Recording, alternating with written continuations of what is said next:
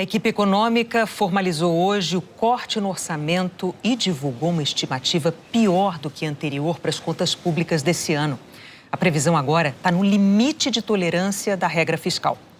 O rombo fiscal no Brasil bateu recorde e atingiu 1 trilhão e 43 bilhões de reais no acumulado de 12 meses até abril. Segundo o Banco Central, o déficit corresponde a 9,41% do produto interno bruto. Brasil, o rombo nas contas do governo no ano passado foi o segundo maior da história, Caia Messina. O governo já prevê um rombo de quase 29 bilhões de reais no orçamento deste ano. O buraco nas contas do governo já está impossível de evoluir para o tal déficit zero. E está ficando, então, claramente mentirosa aquilo que a nossa newsletter já esclarece desde julho. Quem leu a newsletter não está surpreso, já sabia claramente que o buraco naquela data era de 168 bilhões de reais e que o Haddad nem imagina, nem toma iniciativa e nem está percebendo o esvaimento do prazo. O governo deu hoje novas explicações para a decisão de cortar 15 bilhões de reais no orçamento. A reportagem é do Caia Messina. Vamos já voltar falando sobre o governo que fechou 2023 com um déficit de 230 bilhões de reais, o que representa 2,1% do PIB. O Fernando Nakagawa já está aqui com a gente, ele vai explicar o que isso significa exatamente, porque o ministro Fernando Haddad...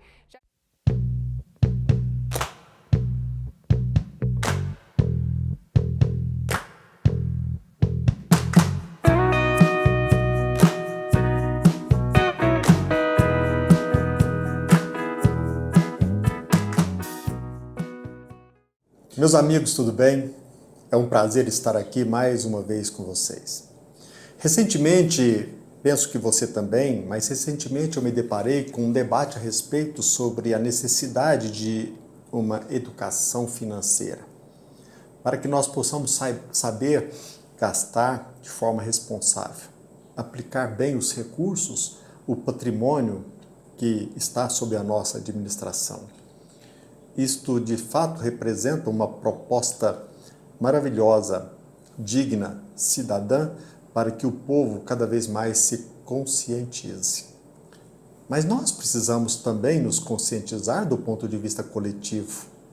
Será que ainda nós não despertamos em nós a vontade de enfrentar os nossos medos e afugentar de nós ilusões?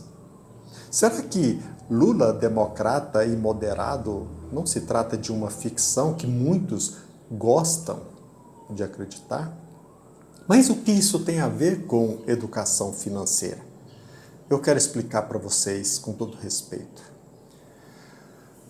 No dia 31 de agosto do ano passado, 2023, o jornalista Gabriel Benevides, ele deixou bem clara a situação que o Brasil já naquela época estava enfrentando. E hoje, infelizmente, está piorando.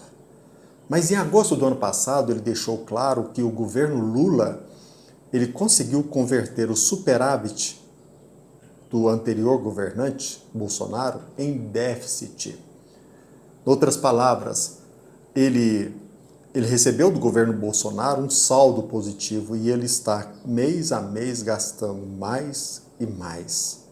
Ele conseguiu de forma insana, desequilibrada, desvairada, reverter um saldo positivo na balança de 78 bilhões num rombo que, repito, só vem aumentando.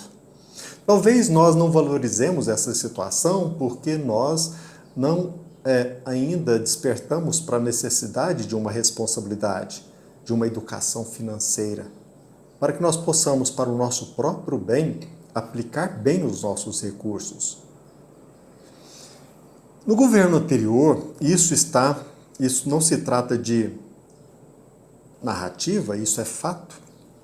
No governo anterior, quando aconteceu um déficit de 109 bilhões, esta dívida se justificou, eu penso que vocês hão de se lembrar, pela necessidade de se enfrentar aquela doença global, que atemorizou, não só atemorizou, mas também matou muita gente.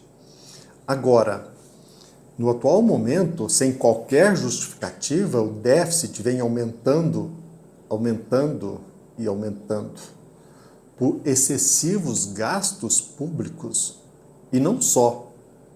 Mesmo diante de sucessivos cortes no pagamento ou no investimento de setores essenciais do serviço público. Você, meu amigo, você, minha amiga, você já parou para pensar o que isso significa? Quem irá pagar por esta dívida? Talvez você tenha se deparado com a pergunta: um país, um estado, uma nação pode falir? Nós sabemos que se torna, se não impossível, muito difícil. Porque, na verdade, mais cedo ou mais tarde, essa dívida terá de ser paga. E quem paga essa dívida? E quem está pagando por esse endividamento, senão o povo, com o aumento incessante de tributos, no aprimoramento na arrecadação? Isso leva, mesmo que nós não percebamos, à escravidão do trabalho, advinda ou provocada por aqueles que dizem defender os proletários. E eu deixo bem claro, muito embora tenha aumentado a arrecadação pela cobrança e aumento de alíquotas em tributos, mesmo assim, meus amigos, mesmo assim, tem aumentado a dívida pública por conta de enormes gastos. E, repito, enormes gastos injustificados do ponto de vista da responsabilidade fiscal, injustificados pelo governante federal. E nós não estamos falando aqui, voltando a nossa atenção, focando na questão da corrupção que de fato retornou. A propósito, mesmo diante, meus amigos, deste déficit e deste caos que se avizinha, tristemente nós percebemos que a maioria continua apaixonada por seu político de estimação. Seja ele honesto ou não, competente ou medíocre, corrupto, demagogo, a paixão continua. A propósito, a despeito de testemunharmos esta situação, muitos, mas muitos ainda acreditam que a responsabilidade é apenas dos políticos profissionais que nós pretensamente elegemos. E nós continuamos iludidos, esquecendo da nossa responsabilidade, vinculada à nossa omissão, da nossa atuação política apaixonada. Continuamos de forma insensata. Continuamos, em alguns casos, sendo cabo eleitoral deste ou daquele político sem receber qualquer retorno, imediato ou a longo prazo. Nós não despertamos para a necessidade de que nós não devemos votar nesta ou daquela pessoa por interesses exclusivamente pessoais. Muito embora corramos o risco de talvez sermos dispensados, exonerados de um cargo público, nós não podemos votar neste ou naquele político simplesmente para atender os nossos exclusivos interesses. Senão, nós estaremos contribuindo com o que está hoje acontecendo. Mas mesmo assim as pessoas meditam ou refletem. O que importa se está ocorrendo cortes nos setores essenciais do serviço público? É porque talvez ainda nós não tenhamos enfrentado uma situação de irmos à busca, o atendimento de um serviço público, seja na saúde ou na educação.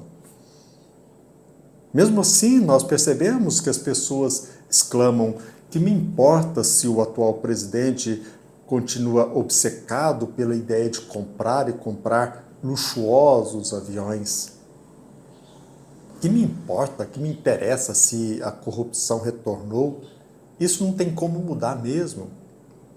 Que me importa se grande parte da mídia voltou a ser comprada? O que é importante, talvez digam, o importante mesmo é, mesmo sofrendo não abandonar a paixão por este ou aquele político populista mentiroso. O importante é que o nosso presidente chegue na Europa, nos Estados Unidos, num avião luxuoso, mostrando lá fora que em nosso país não existe miséria, não existe conflitos sociais. Não me importa se a mídia mente, desde que ela publique ou divulgue o que eu gosto de ouvir ou de assistir, porque na verdade, de forma inconfessa, no íntimo nós gostamos mesmo de ser iludidos. Parafraseando Anatole France, os políticos sabem bem como a mentira é necessária aos homens. Os políticos sabem bem como a mentira é necessária aos homens, como os homens gostam de ser iludidos.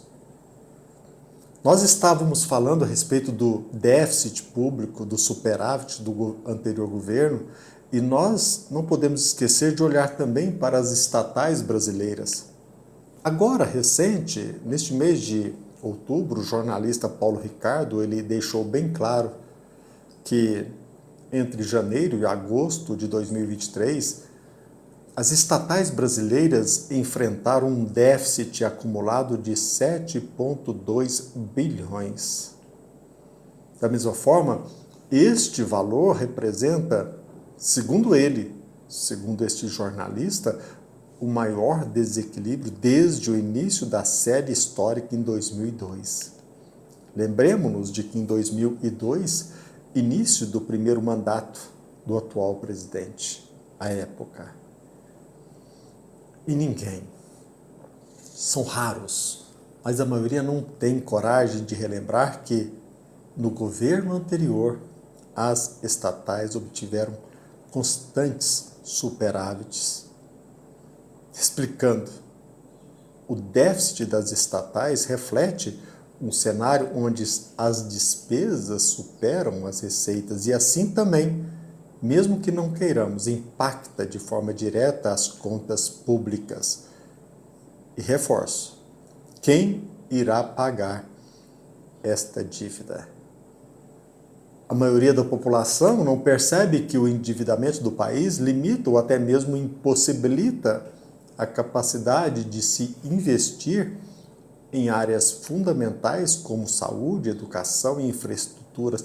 E de acordo com tudo que eu disse, percebemos que a arrecadação aumenta seu gasto e existe corte no investimento em setores essenciais dos serviços públicos. Portanto, mesmo que tudo isso esteja acontecendo, eu encontro muita dificuldade em entender como eu posso justificar que numa roda de amigos, num bar, numa festividade familiar, as pessoas persistem em defender o voto neste atual governante a despeito do seu histórico, para mim, demasiadamente elucidativo sobre a sua forma, o seu intento em ludibriar, em se enriquecer, de enganar e de iludir. Ah, como é desafiador despertar a atenção daqueles apaixonados. Nós é que somos iludidos. Porque, no entender da maioria, nós estamos hoje nós estamos vivendo numa verdadeira democracia. E muitos dizem em tom alto, nós vencemos o bolsonarismo. O atual governante não é ditador. Não venha me dizer que ele não seja um democrata. Veja, e eu vou defendê-los aqui agora, nestas últimas palavras. De fato, ele é democrata, porque basta que nós voltemos o olho para a Venezuela. Veja o que está acontecendo na Venezuela, na Nicarágua, em Cuba, na Rússia, na China. A vontade do povo sempre prevaleceu nestas pujantes democracias, nesta democracia sadia e relutante. Nestas democracias, o povo escolhe livremente o seu representante. E para dizer que não falei das flores em defesa do meio ambiente, penso que é necessário simbolizar essa defesa pela Amazônia e relembremos parte do nosso hino nacional. Do que a terra mais garrida, teus risonhos, lindos campos têm mais flores, nossos bosques têm mais vida, nossa vida no teu seio mais amores. Ó pátria amada, idolatrada, salve, salve. De fato, nós estamos idolatrando os políticos. Nós estamos esquecendo das nossas riquezas. E com isso nós estamos impensadamente nos escravizando cada vez mais. Mas é bom que não esqueçamos que a responsabilidade é só deles. Nós não temos nada a ver com isso. Não é mesmo? Um abraço. Até breve.